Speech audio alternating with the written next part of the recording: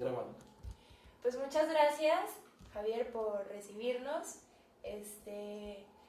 ¿Nos podrías platicar un poco de la trayectoria o qué hay atrás de Elisa Ayón? Bueno, quiero decir que no obstante que yo me he dedicado a estudiar la clase política de Jalisco, ella no formó parte de mis investigaciones y de mis estudios por dos razones, porque cuando hasta donde llegaron mis estudios, ella todavía no figuraba. Y en segundo lugar, pues no me pareció nunca digna de atención, como para concederle tiempo a investigarla. No me parecía un personaje, un actor político importante que mereciera atención. Yo lo único que sé, lo que recuerdo, y que creo que se reduce a eso, pues es que fue diputada la pasada legislatura, fue lideresa de esa organización que se llama CNOP en Jalisco, y luego quiso ser candidata a presidente municipal de Guadalajara, claro, en la lógica esta de pégale a lo grande para que al menos te saques reintegro, ¿no?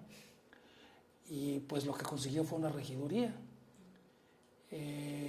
Eso es lo que sé de ella. Creo que a eso se reduce exclusivamente su trayectoria política, y también pues que es que cobra sueldos como directora sin trabajar. Ok, entonces, ¿en qué se podría decir que radica el poder de Elisa Ayón o cuál es el poder que la lleva a la regiduría y también a la Secretaría General del PRI? Bueno, de seguro ella debe pertenecer a una red política, ¿no? Habría que ver cuáles son el liderazgo con el que ella se identifica, pero al margen de eso, más allá de eso, habrá que decir una cuestión que es importante tenerla presente. Hay que recordar que tanto a nivel federal como local, y que está en la legislación electoral, las mujeres tienen derecho a un porcentaje obligado de cargos de representación popular, de candidaturas y de candidaturas efectivas, no de relleno.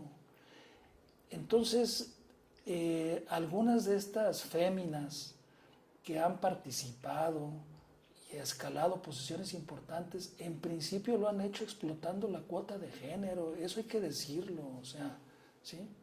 O sea, porque yo no creo que por sus méritos propios, además del lenguaje florido que le caracteriza y todas las habilidades que ya nos mostró, Elisa Ayón tenga algunas habilidades o cualidades políticas que por sí misma la hubieran hecho susceptible de destacar por sus méritos propios, por su preparación, por sus ideales, por sus proyectos, por sus iniciativas. Yo tengo la impresión de que ella, su ingreso a la política es en virtud de la cuota de género. Y luego después, lamentablemente quiero decirlo, y no quiero generalizarlo, que quede muy claro, en las mujeres también, aparte de eso, pues se da mucho pues el asunto de los favores sexuales. Muchas veces las mujeres escalan posiciones políticas, además de la cuota de género, otra ayudadita por los favores sexuales. Yo no estoy asegurándolo de ninguna manera en el caso de Elisa Ayón, ni tampoco estoy diciendo que todas las mujeres que han participado en política tengan que ver con eso. Pero yo lo que sí sostengo es que algunos casos de esos, ¿sí?, las que por su mérito propio no brillan, yo no le encuentro otra explicación más que la cuota de género o los favores sexuales. Okay. Y bueno, y ahora ya vemos las corruptelas. Así es. Entonces, en relación a esta problemática, a todo este embrollo de corrupción en el que se ve inmiscuida Elisa, entonces la pregunta es, ¿por qué el sistema abraza a este tipo de personas? Es una buena pregunta. Lo que pasa es que, en principio, como ya lo digo, lo reitero, los partidos están obligados a postular mujeres. Y entonces, cuando algunas mujeres no tienen verdaderas aptitudes en el sentido cabal y aristotélico del concepto política, sino que lo entienden de otra manera, es decir, como la forma de lucrar, de medrar, de obtener dinero de manera fácil, extorsionando ciudadanos. Entonces, ese tipo de actitudes puede resultar para algunos políticos también, algunos políticos varones, por supuesto, pues que viven desubicados en otra época, en etapas y épocas que ya se creían superadas en la historia de México y que hoy vemos que pues están más vivas que nunca, pues ese tipo de liderazgo les parecen útiles e importantes. Porque de esta manera un político cumple con la cuota de género, o sea, tiene mujeres. Y luego resulta que esa mujer pues es tan hábil para la corrupción y para exigir esas componendas y realizar esas corruptelas, y en ocasiones con mayor enjundia y pasión que un hombre, pues entonces en verdad que resulta muy atractiva para cualquier político tradicional, priista. Pues yo compro, yo adquiero esa mujer, yo la llamo, le pido que se líe conmigo, establezco tratos con ella y relación, porque de alguna manera me voy a beneficiar yo también. Entonces yo creo que detrás de todo esto, lo que existe, lo que está, pues, y lo que debemos de preguntarnos es de que respecto a de si estas prácticas que nosotros creíamos que ya no existían, cuál es en realidad su diseminación que tienen en todo el espectro del accionar político. Y yo quisiera decirlo, eso me parece que no es exclusivo del PRI, pues se sigue dando y en todos los partidos, ¿no? Yo te aseguro que no tardará mucho en salir la Elisa Ayón o el Eliso Ayón de otro partido. Pero bueno, aquí ahí está presente y sí se relaciona con épocas que ya se creían superadas dentro del PRI y que hoy vemos que no lo son tanto. Entonces yo lo que más me llama la atención de esto no es tanto la persona, sino la política, es decir, la práctica, la concepción de la política. Eso es lo que me llama la atención y lo que me preocupa, porque realmente en verdad es repugnante, es detestable y cuestionable y condenable por cualquier punto de vista que tú veas que existen personas que tengan esa concepción de la política, que entiendan la política como el espacio para lucrar, para enriquecerse, para que en vez de hacerle un beneficio a la gente la están extorsionando, la están exprimiendo, están viviendo a costa del trabajo de otra gente para darles concesiones o autorizaciones más allá de la ley y además usurpando atribuciones. Eso es muy lamentable, la verdad. Lo que a mí me parece lamentable, más allá de todo el anecdotario que hay en torno a la persona de Elisa Ayón, es ese asunto de esa concepción de la política. Y eso creo yo que es lo que debemos de cuestionarnos y preguntarnos. ¿Qué tan digamos, diseminado, qué tan extendido está esa concepción? Ya no solo dentro del PRI, porque yo no creo que sea solamente en el PRI, en todos los partidos. Pues lo supimos perfectamente nosotros cuando el PAN estuvo en el gobierno. Ahora acaba de salir ahí que los regidores de Zapopan, hay uno que tiene como 40 asesores y se gasta una nómina de más de 400,000 pesos en asesores al mes. Entonces yo me pregunto si eso es lo correcto del servicio público.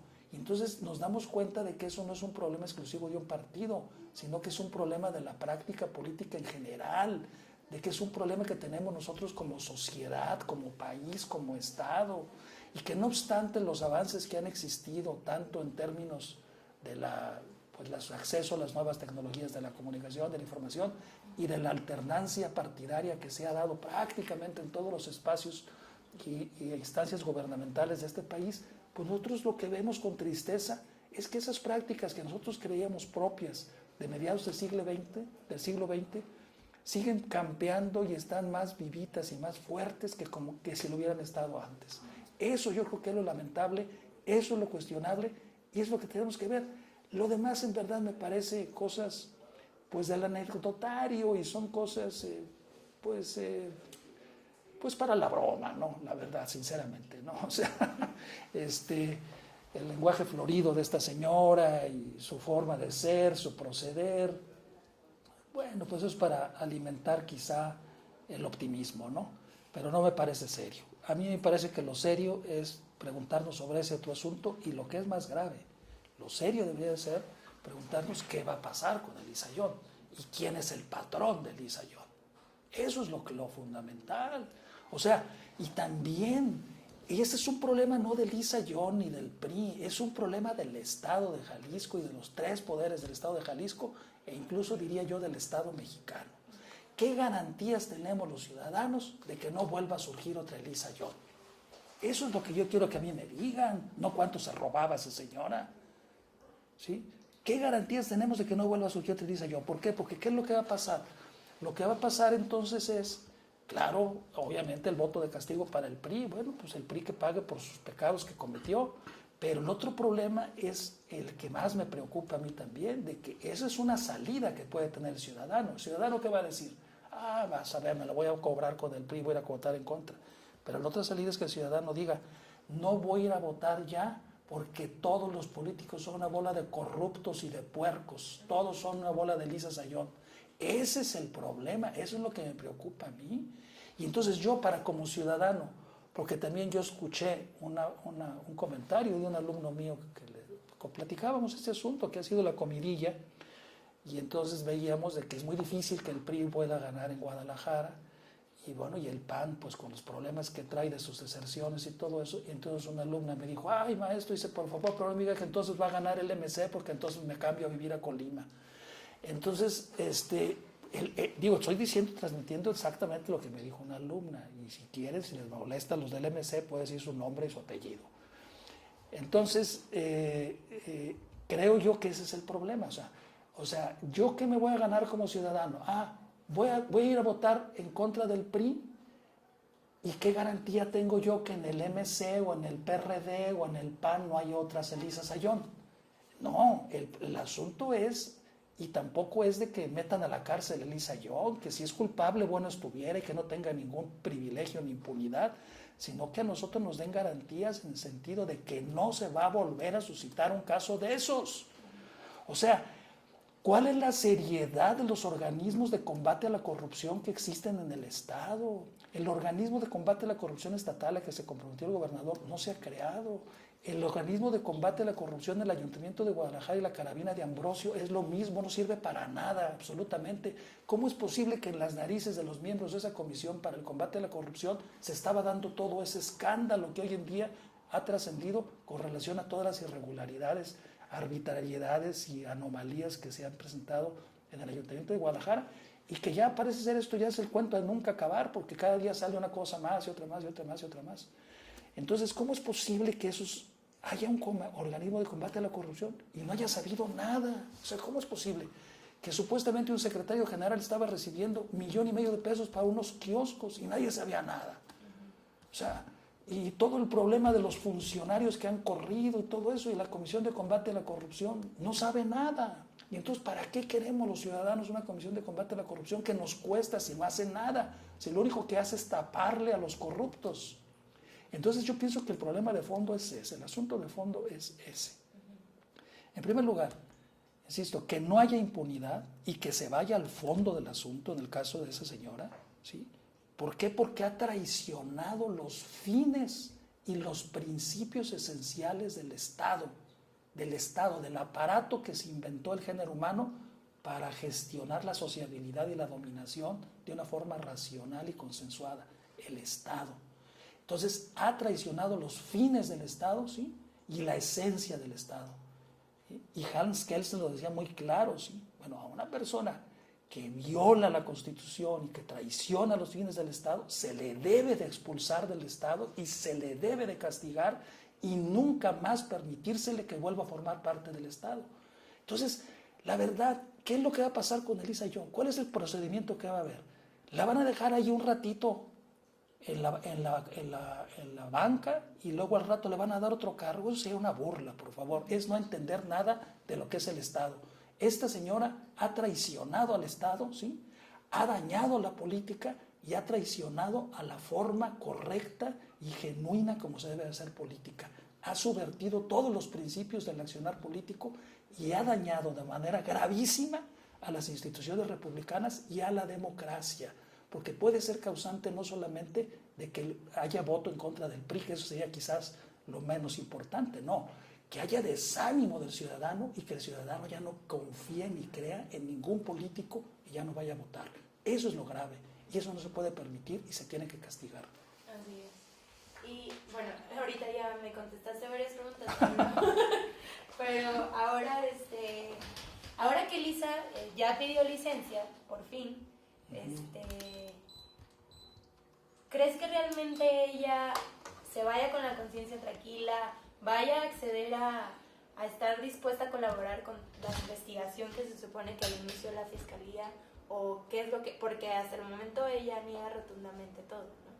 Entonces, ¿qué es lo que Sí, no, por supuesto que no, porque a lo que se puede ver esa persona no conoce ni entiende la palabra ética y mucho menos entiende cuáles son las relaciones entre ética y política. Para ella no existe la ética. Y si le hablas de moral te va a decir que es un árbol que da moras, ¿no? Entonces, no, por supuesto que yo doy por descartado eso. Ella le está apostando a la impunidad o bien va a evadir la acción de la justicia. Yo creo que quizá ella está pensando en irse fuera del país, porque en realidad por lo que hizo hay varias causales digamos, artículos del Código Penal del Estado de Jalisco que le pueden ser aplicados. Si se procediera realmente como se tiene que proceder en estos casos por parte de la autoridad competente, esa señora no tiene derecho ni a libertad bajo fianza. Yo no soy juez para decirlo, pero basta simplemente con que veamos el Código Penal Federal, los delitos cometidos por servidores públicos y a eso agréguesele, que son todos los que están ahí, agréguesele el de extorsión. Entonces es grave el asunto. ¿Qué va a pasar? Pues ella va a pedir impunidad, ¿no? Políticamente con sus cómplices, que yo no sé quiénes son sus cómplices y quién es el famoso patrón. A lo mejor su patrón es muy poderoso y le puede dar impunidad, porque tampoco creo que le eche de cabeza. Entonces hay que ver qué es lo que va a pasar. Vamos a saber hasta dónde llegaba la corrupción por el tratamiento que se le dé a ella, si se le va a aplicar realmente el peso de la ley o si se le va a otorgar impunidad y su castigo solamente va a ser haberla destituido de su cargo del partido y haberla obligado a solicitar licencia a la regiduría. Ahora, aquí entre paréntesis, se ha dicho, ella dice que por ella votó la ciudadanía. Eso no es cierto. La ciudadanía votó por una planilla, indebidamente. Pero no votó por ella. Nadie votó por ella, que no mienta. La ciudadanía votó por una planilla, votó por un partido y en el mejor de los casos por un personaje que es el presidente municipal. Pero por los regidores ni sabe quiénes eran, ni supo quiénes eran, ni se detuvo a ver la lista de los regidores o su voto lo definió un candidato a regidor. Es más, no es ni siquiera posible saber quién votó por qué regidor. No es imposible, se votó por una planilla. Entonces que no venga con el cuento de que votó la ciudadanía por ella. Y para finalizar, Javier, ¿qué crees que el PRI vaya ahora sí que a proceder ahora con Elisa Ayón? ¿Crees que le van a truncar su carrera política en definitiva o cómo crees que va a actuar el PRI ante esta situación? Yo creo que la carrera política de Elisa Ayón está terminada, definitivamente. Si el PRI comete el gravísimo error de volverle a dar otra oportunidad, pues se van a los dos al mismo sitio, ¿no? Al lugar del olvido y del desprecio de los ciudadanos y van a acabar su tumba política los dos. Yo digo, no sé, habrá que preguntarle al presidente del PRI qué es lo que está pensando, pero me parece que sería un grave error darle otra oportunidad a esta señora, ¿no?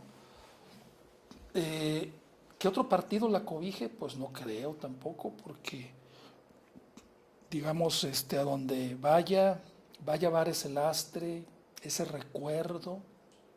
Yo no creo sinceramente que a nadie en su sano juicio y a un partido político que esté comprometido con reivindicar y recuperar la credibilidad para la política, la confianza y la credibilidad para los políticos, para las instituciones republicanas, para las instituciones gubernamentales, le interese darle una oportunidad a una persona así.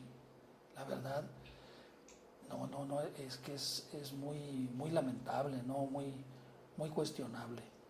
Entonces, yo creo que la carrera de esa señora pues no tiene futuro y pues tampoco creo que tenga problemas si la exculpan y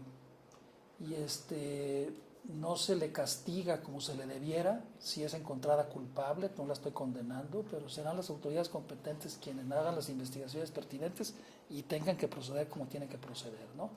Y depende muchísimo del Ministerio Público, de la Fiscalía, pues integrar bien la averiguación, ¿no? Para que los jueces puedan proceder en consecuencia.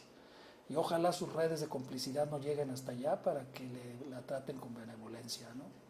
Pero sí quiero aquí señalar, bueno, en el caso ese, pues ya realmente ella no tiene por qué preocuparse. Yo creo que con lo que le dieron los comerciantes o con lo que agarró indebidamente tiene para vivir. Y aparte de sus 2 plazas que tiene en el sistema educativo, pues que se regrese a ocupar sus plazas con todo el perjuicio que puede causarle eso a los niños. Imagínense ustedes la imagen que a un niño le pueda dar tener de maestra esa persona que aparece en los medios de comunicación con ese lenguaje. Pues qué vergüenza, la verdad. Yo creo que, no sé, pues a lo mejor la tienen que comisionar porque tampoco puede estar frente a grupo, que ni tiene aptitudes para enseñar porque parece que no sabe nada. Y por otro lado, pues sería una imagen muy negativa la que se estaría dando a los niños, sería como un bullying permanente. Entonces, se están sometiendo a una tortura, ¿no? Moral, ¿no? Entonces, no, por favor, ojalá no la manden a dar clases, ¿no? Comisionenla, como ha estado comisionada siempre, a labores administrativas dentro de la Secretaría, donde no de cara a los niños, y ya reconociendo sus derechos laborales, pues tiene sus plazas para que pueda vivir de ellas. Y la otra, que ponga una escuela de alta corrupción en política, sí, de verdad, de cómo hacer negocios en la política. Porque hay muchos ilusos todavía que piensan que la política es para ayudar a la gente, para construir bienes públicos, para construir consensos de beneficio colectivo, para realizar obras que benefician a toda la gente, que eleven la calidad de vida de la población, para que el progreso se reparta entre todos. Pero parece ser que no, parece que esta concepción de la política, como la entiende la señora Ayón, pues hay muchos que la comparten. Entonces sería muy bueno que compartiera sus conocimientos, pusiera una escuela. Yo creo que sí podría ser directora de alta escuela en corrupción política y en lenguaje florido, de cómo una mujer asume actitudes de hombre para exigir canonjías a la población. Yo creo que eso le sería de mucho éxito. Y ahí no tendría el problema de con los niños, ¿no? Porque con los niños sí sería un problema y una confrontación entre percepciones y valores distintas, ¿no? Entonces a lo mejor en una escuela de ese tipo pues sí se inscriben todos los que quieren ser como ella, que yo me imagino que hay muchos, y que para los cuales es maestra, en verdad, es la maestra Ayón, y bueno, que comparta sus conocimientos. Sería bueno para toda esa gente que piensa igual que ella. Ok, pues muchísimas gracias, Javier. No. Sería todo de nuestra parte y pues gracias por tu valioso tiempo. No, hombre. Estaba pues, a punto de soltar la carga. Directora de la escuela en alta corrupción política, pues sí. No, es que la verdad, esa forma de hacer las cosas eso forma parte de lo que se da a llamar las reglas no escritas de la política, ¿no? Y entonces esas solamente se transmiten de manera oral. Si quieres eso ahí, coméntalo también, ¿no? Sí. Eso se transmite de manera oral. Entonces es muy difícil y tú piensas y supones que conforme va avanzando el proceso de construcción de la democracia en México y de la alternancia, que cada vez menos las reglas no escritas van a ser menos importantes, ¿no? que lo que cada vez la ley tiene mayor observancia. Pero lo que te das cuenta tú es que no. O sea, eso que nosotros vimos es la alta escuela de la realpolitik. O sea, es la alta escuela de las reglas no escritas de la política y que son las que operan en verdad. Porque lo que opera no es lo que está en las leyes y en los reglamentos. O sea, al margen de todos los reglamentos del ayuntamiento, lo que operaba era eso que ella hacía, eso era lo que contaba. Entonces, eso es lo interesante y eso es lo grave, ¿no? ¿Cómo es posible que a estas alturas siga existiendo eso? Cuando algunos ilusos pensábamos que, pues no, que había terminado, pero que pues que era por ahí cualquier cosita, ¿no?